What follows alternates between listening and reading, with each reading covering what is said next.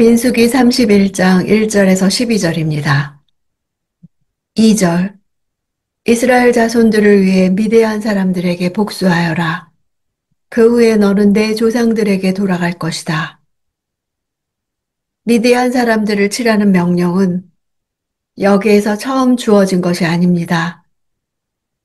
시딤에서 이스라엘 자손들이 모압 여인들과 음행하고 그들과 함께 바알볼에게 제사 지낸 결과 전염병으로 2만 4천 명이 죽임당한 직후에도 이와 동일한 명령을 하셨습니다. 복수라는 단어는 하나님의 사랑의 성품과 상충되는 것처럼 보이지만 미디안에게 복수하는 행위는 하나님의 구속사의 한 틀로서 이해해야 합니다.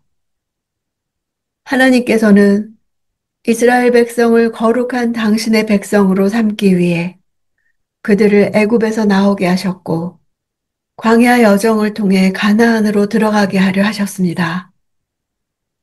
그러나 미디안 사람들은 이스라엘을 당신의 백성 삼으시려는 하나님의 구속사를 방해했으므로 하나님의 원수가 되었고 공의로운 하나님의 심판으로 인해 멸망당할 수밖에 없었습니다.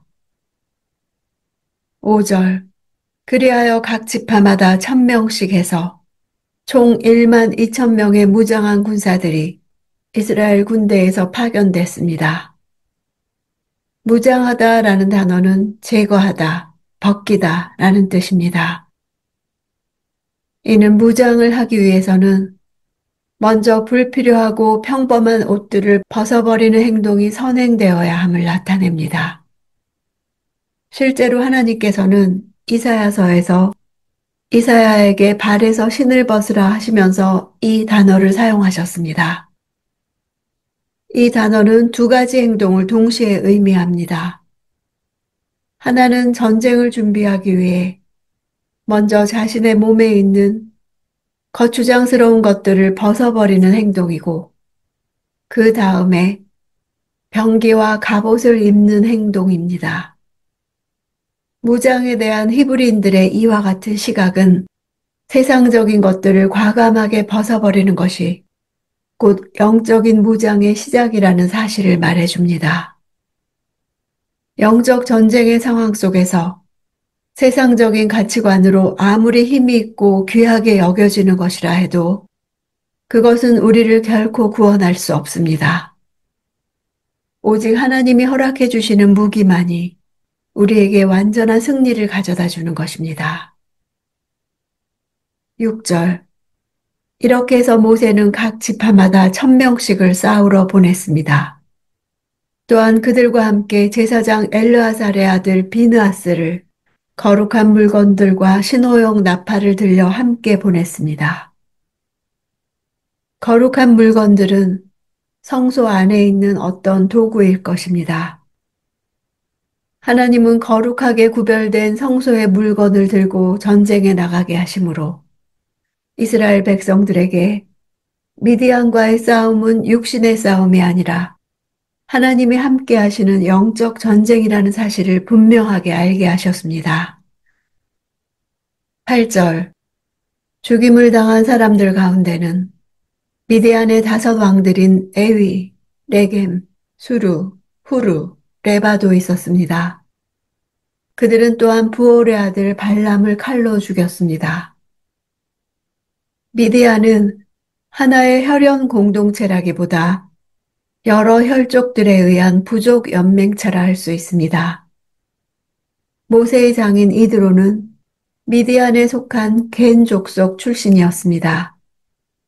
그러므로 미디안 족속이나 겐 족속은 집단으로는 이스라엘의 대적이 될 수 있지만 개인적으로는 그들 중에 하나님 편에 속한 사람들이 있었음을 알 수 있습니다.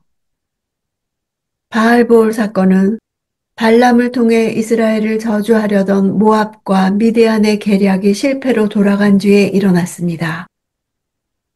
모압과 미디안 여인들의 행동은 모압과 미디안의 지도자들에 의한 의도적 전략이었을 가능성이 큽니다. 분명히 바알보올의 음행 사건은 발람의 머리에서 나온 것이며 모압 왕 발락과 더불어 미디안의 5왕이 적극 개입했을 것입니다. 발람은 끝까지 이스라엘을 죽이려 한 악한 영을 예표합니다. 19절. 이스라엘 사람들은 미디안의 여자들과 아이들을 사로잡았으며 미디안의 소떼와 양떼와 물건들을 모두 전리품으로 빼앗았습니다. 이스라엘 백성들이 미디안과 전쟁을 벌인 것은 하나님의 진멸 명령에 의한 것이었습니다. 그럼에도 불구하고 이스라엘은 다른 전쟁에서처럼 미디안의 재물을 취하고 여자와 아이들을 사로잡았던 것입니다. 이런 행동은 하나님의 이름으로 행한 전쟁을 세속적인 전쟁과 같은 것으로 전락시키는 것이었습니다. 특히 미디안의 여자들은 이스라엘을 범죄케 하고 신앙적으로 성적으로 타락하게 한 장본인들이었습니다.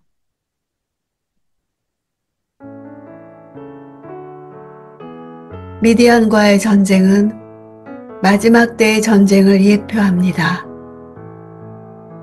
미디안은 모압 왕 발락과 함께 이스라엘을 없애버리기 위해 저주하려고 했던 자들이었습니다. 그 계략이 실패하자 이스라엘을 음행하게 함으로 하나님의 진노가 이스라엘에게 임하도록 한 민족입니다.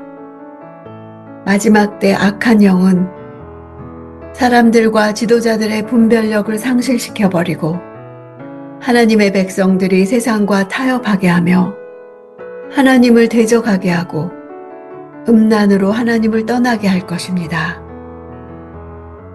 그러나 하나님은 원수와 맞서 전쟁하라고 명하십니다. 하나님이 심판하실 것입니다. 약속의 땅 바로 앞에서도 마지막 전쟁이 있었듯 약속의 성취 바로 앞에서도 전쟁이 있을 것을 알아야 합니다.